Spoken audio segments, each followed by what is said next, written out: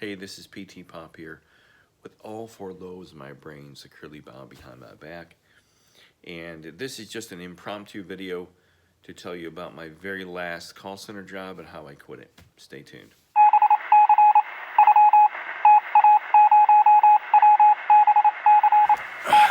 Before I get to that, I've got my book, Press One for Murder, about Jeremy Gant, call center worker whose some of his customers turn up dead. The cops think he is the murderer and they're investigating him. It's a book I wrote. It's been out in the market for a while. You can buy it on Amazon. I also have a brand new song out called South by Southwest. If you search for it on iTunes, on YouTube, it's even for sale on YouTube or Amazon under Pete Tompkins, South by Southwest. You can buy it for 99 cents, probably the cost of what, one cigarette in the pack. I don't know, I don't smoke. This is just an impromptu video I'm gonna make while I'm watching live PD.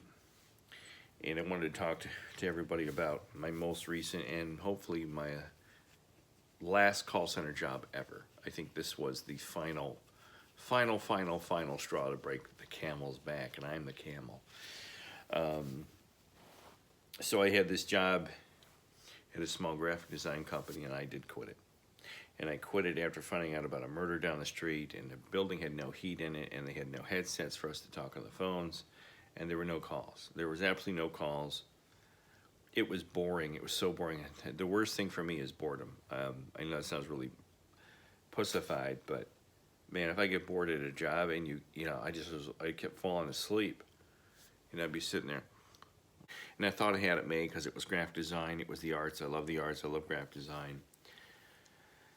And it paid $15 an hour, which is the most money I've seen since 2001. And it had benefits. It had 401k, the whole 9 yards. But it was in a bad part of town. It was in a really bad part of town that used to be a really nice part of town. So I took the job, and this is back in January. I think this is back in January. And we had a really big cold spell here in Ohio, as we often do, where the weather went down to like minus 10 below zero. And it was my first week of work, and they had no heat in the building. They had some heat, but not enough to heat like 20,000 square feet of warehouse where all these cubicles were located, and we were all wearing our winter coats. So I said to my supervisor, what's going on? It's really cold in here. He's like, well, they've had some issues with the heat. So long story short, this place was poorly run. It was in a really bad neighborhood, and they didn't even have headsets for us to wear at this job. It was really bad. So like my third day there was a big murder down the street from our building, not even a quarter mile away from the front door of our building. I think it was a gang-related shooting. Young kid answers his front door, and somebody put one through his head or put one through something on him and dropped him and killed him.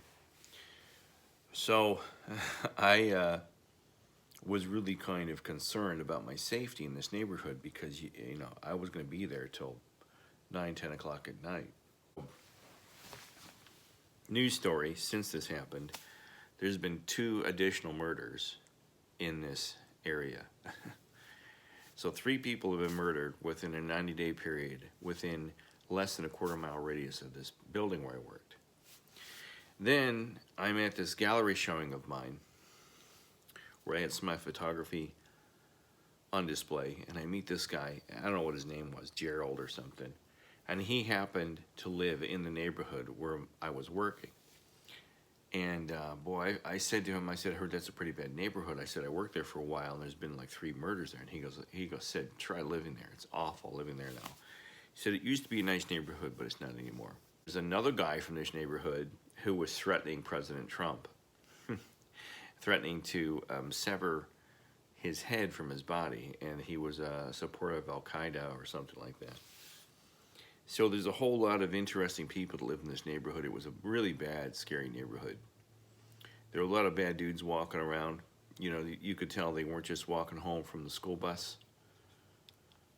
They were out causing problems. So long story short, is yes, I never went back to that job. I ended up getting sick from sitting in the cold. I had a really bad head cold from sitting in like 40-degree temperatures inside an old warehouse. I was tired of wondering if I was going to get shot on the way to work or on the way home, or somebody was going to walk into the unsecured building. There was no security guard, no locks on the doors, nothing. And I think it was a legitimate concern. I think it was very legitimate. My safety was more important to me than working at this place. So that, I believe that is my very last ever call center job, and I will never return to them again. I thought this one, I always think this, as you know, as you've watched me for over the years, I always think this next one's going to be better. But it wasn't. So there you have it. I quit my most recent call center job. Yes, I quit it. I quit my last call center job. And I think I had some pretty legitimate reasons. So there you have it. If you like this video, give it the thumbs up, the snooter. Subscribe. If you have other friends that work in call centers, tell them about my channel.